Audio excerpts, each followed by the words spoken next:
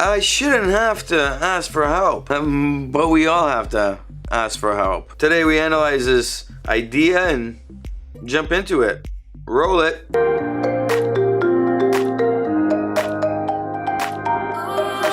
If this is your first time here, my name is Nikos Rentas. This is mentorsapproach.com, where we strive each and every day to launch a video to motivate you and all our viewers to get moving in the right direction. So after you watch this video and you've enjoyed it, go back, watch the rest of the videos that will get your mind moving in that nice positive flow, and of course hit the like and subscribe so you can get your daily motivation. So this idea is very simple. People always come to me and they say, well, I shouldn't have to be asking for help. They do one of these. Yep. No, I shouldn't have to ask. And they tap their toes. We all have to ask. People are not mind readers. See, we get stuck in the situation where we expect people to do the things we do for them. It's a rarity. And most of the time, what you think you're doing for them, you're not really doing 100%.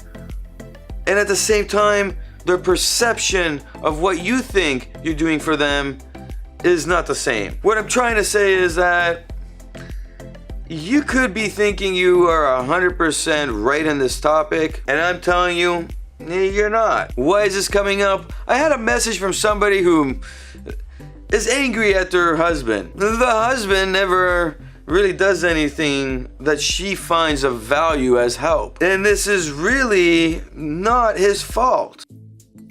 And no, men, they don't think. And women think that men think. And here we are. He's just assuming that she's got it. She's superstar, mother of the year, wife of the year.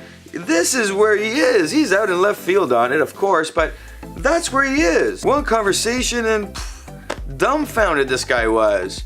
He actually called me after and he was like, thanks for getting my wife to say that. We haven't really done anything fun in like 8 months. She was punishing him because he wasn't aware that she wanted help. And the only way he could become aware was because she communicated this. And the worst part was, she was basing the amount of love he had for her on this whole situation, with the lack of communication, the lack of him understanding that she needed help. It happens more than you think. The fact is that when we need help, we need to ask for help. This belief that I shouldn't have to ask for help was just grown through mainstream media, through what we see on TV, and it really doesn't apply to the norm of how we act. Because human nature dictates that we ask for help. It dictates that we go and search for that mutual beneficial growth with somebody else where help has to occur. But for some reason, we have stopped asking. And a lot of it has to do with the emotional control that we have inside of us. That feeling of, what are people gonna think? And does it apply only in the example I gave? Well, no, it doesn't. This belief has expanded to many other areas. It's not just that type of relationship. It's every type of relationship. And this is where it's the sad part. Because if it's not every week that we deal with it, at least every other week, we're on a phone call with somebody who is struggling with a mental health issue and nobody in the family has noticed. Not the wife, not the husband, not the parents, not the kids, not anybody. And they're moving around with this big issue and they don't know what to do about it. And deep down inside, this negative belief that exists makes things even worse. One of the biggest achievements we get out of that first conversation is getting them to open up to somebody they know. And we always encourage people when they're in that state to go seek some kind of therapy. Our goal is to always work with whoever the therapist and the counselor is that, is giving the help, so we can motivate the individual to get moving on the right direction that they're headed on, that goal they have, that dream they have, to influence the future. But when mental health is around, the professionals are there for a specific purpose, and that is where they need to be. But the idea here, the encouragement of this video, is that your neighbor will not know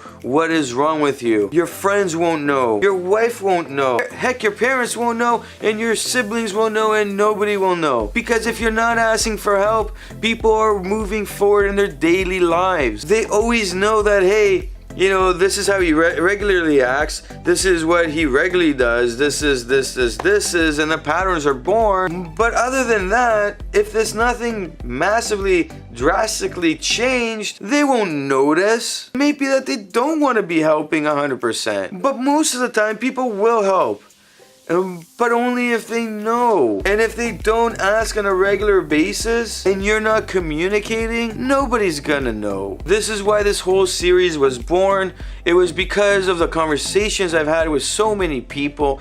They were asking me, how do I ask for help? How do I actually communicate that? How does this actually look? How do I become confident in it? So if this is your first time here, or if you've seen other videos of mine but you haven't seen them all, I really encourage you, go back to the beginning, start looking through all these videos. And if you're the person who has seen something off with somebody, or you know, somebody in your family, friends, etc., watch these videos and try to present this idea of asking and encourage it for them. If this is you needing to get the help you need, really ask yourself, have you done the things I have been teaching through these videos? And get yourself moving by implementing some of these things so that you can get yourself heading in the right direction. My name is Nikos Rentas. This is mentorsapproach.com. If you liked the video, hit a like, hit subscribe, leave a comment, and let us know what kind of things you've experienced before where you kind of felt like this whole, you know, I think they should know that I need some help and I don't need to ask for that help. And of course, share this with anybody who needs to hear it.